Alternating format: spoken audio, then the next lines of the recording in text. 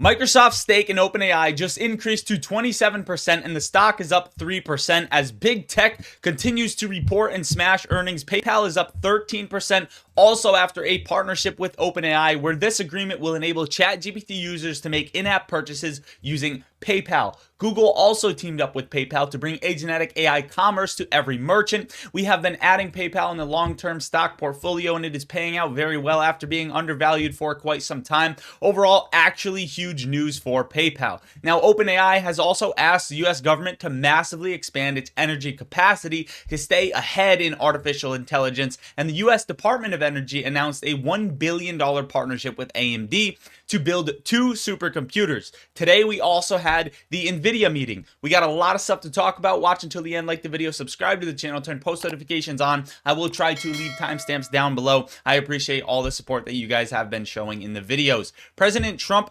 just announced that Japan is investing $550 billion into the United States. People are calling for a bubble, but people are saying that the market is actually undervalued. And for right now, big tech are beating earnings, or most companies are beating earnings in the S&P 500. And short sellers are on track for their worst year since 2020. So what a better way to start the video before talking about that. We have some short squeeze plays that I'm going to talk about very shortly, but I just wanted to put this in the beginning of the video that short sellers are on track for their worst year since 2020. Which, what does that mean? That just means macro short squeezes are very possible to happen, especially depending on what happens tomorrow. Why do I say tomorrow? Well, we have the Fed meeting. We have the Fed decision, the Fed rate decision. There are a couple of ways this can go. I will say, just like everybody else, the S&P 500 looks, from a technical standpoint, overvalued. But then again, it looks undervalued based on earnings, based on rate cuts, based on this liquidity pump that we are going to get. So you're in a very, very sketchy environment. The SPY is at 685.90, damn near 700 or 7,000 if you're looking at the full scale version. I'm looking at the SPY. The RSI is trading at 70 almost, which is the overbought region. The MACD is crossed to the upside, it looks bullish. Bollinger Bands, we're trading outside the top of the Bollinger Bands. We're also trading at the top of this ascending trend line that you see right here. Let me remove my drawings. You can see that this was a test back in March of 2025, a test back in July, and then basically August, once again in September. Every time we had a hard rejection off of it, and we're coming off of major news tomorrow aiming for a rejection. Most things are pointing down tomorrow. And I say that because things need a cool off. If we remove the Bollinger Bands, the SPY is very, very far from its moving averages. This is a green line showing the 50 moving average, the blue line showing the 200 moving average. It shows that that SPY doesn't necessarily need to come down all the way to these moving averages, but it should get a little bit closer to the moving averages. Plus, with the Bollinger Bands, how long do we normally trade outside of the bands? Not too long. It's likely that the SPY will be pushed back in, and over the next week or so, we should see some sort of correction or a faster one with some news tomorrow during the Fed meeting. So I think things are leaning bearish tomorrow for the meeting just based off of technicals, but bullish not based off of technicals. Why do I say that? Well, that is because depending on what the Fed announce, we are almost guaranteed getting a rate cut, and we are possibly getting a 0.5 BPS rate cut. If anything is different outside of that, here's what I will state. Even if we get a 0.25 BPS rate cut, I think that's priced in, and we really need to see what Powell says as far as his guidance. If we get a higher than 0.25 BPS rate cut, disregard the technicals. We're going to run until we can't run anymore. Now, everybody is saying it is all connected. We're going to talk about GameStop very quickly. Pult recently posted from 2024, protect the president, protect Elon Musk, protect Ryan Cohen.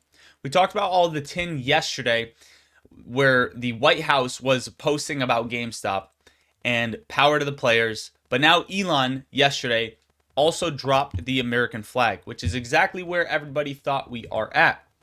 So if we're looking at the timeline, possibly, right, disregard this, we would have the eyes, fire, crash, cheers, right? Or boom, cheers. And this is very important because I'm seeing a lot of stocks. Before we jump into GameStop, let's talk about this, right? Yesterday, my boy gave me a call out, RELI. I gave it to Discord. Following that, it ran an additional 60%. Hopefully, a lot of you guys made money on that. We also called out VSEE back here, October 16th, after market open. And here are the receipts for this. VSEE, October 16th, 9:41 a.m. Eastern Standard. Since that time frame, this stock has gone absolutely parabolic, up a total of about 800% almost. So if you're not in the Discord, make sure to get in the Discord. We also called out ASST before it had this next wave higher, about a 70% move. And ASST may not be over. I believe they bought more Bitcoin. They also recently had a huge volume candle yesterday, all that other stuff. The point I'm trying to make is the last time these plays ran, May of 2025, and you can go fact check the recent moves, and you can go look at a lot of the short squeeze plays that are popping off. They all ran nearly the same time. So we had May of 2025. What happened? GameStop ran to $38. Algorithms were having trouble with it. You look at the recent runs, you see maybe pops in May of 2024. What happened? GameStop did the same thing. You go and you look at the recent ones, so on and so on and so on and so on. Pointing towards some sort of blip right now, which we recently saw a little leg up on the chart. I'm not completely putting my faith in this, but I'm just telling you it's odd that things are squeezing right around the time. BlackBerry also got I didn't look into their earnings numbers, but they ended up falling 5%. And then in the beginning of the day, they rallied 5% again and then sold off. And now they're down a total of 2%. AMC's chart, I didn't even have in this video, but I know a lot of people are going to want me to mention it. I talked about AMC, and it's very simple. You're very close to some sort of catalyst or leg higher. I actually have a better chart to kind of show this for you. Let me pull this up. This isn't my chart. Here it is. AMC is very close to having this move where you're going to see some sort of catalyst tick it up to $3.85, and its earnings are right around the corner on November 5th. Everything's getting a blip. AMC is set for one, along with its earnings coming. I assume we see some sort of catalyst from GameStop, especially with this tin that we are seeing with Elon Musk confirming the American flag spot that we are in. Again, a lot of this is tin. Yeah, let me know your thoughts in the comments down below. Beyond Meat has been on the Reg SHO list for 5 consecutive days. This tracks stocks with persistent short selling and delivery failures. So how long can it be on there? Well, 13 days, but there are other loopholes. As of right now, Beyond looks like it's getting a little bit of momentum, 14% up on the day. This is kind of a little bit of a dead cat bounce here. We would really need to see momentum follow through, and we would really need to see Beyond get past $3.15 to even put this on the radar for another squeeze higher. Overall, that is what I got for today's video. I want to let you know a couple of things. If you want these call outs, if you're not making money, make sure to be in the Discord server. It's the top link in my description. I also have a custom indicator that you can use to your TradingView chart for 7 days for free. That is the second link in the description of the video. Discord, best vibes, best people, no bad questions. We talk stocks and crypto in there all day long, all that good stuff. I want to know your thoughts on the market coming into the Fed meeting as well. My favorite plays for earnings are Meta and Google. I think they're going to absolutely rip, which would be hard for the market to have a very, very bad move that same night they're reporting earnings. So you're in a rock and a hard place coming into Wednesday if you are having this similar stance as me. I'm not playing the SPY, I don't think yet. We were playing Google, but I closed those for 40% gains on those calls.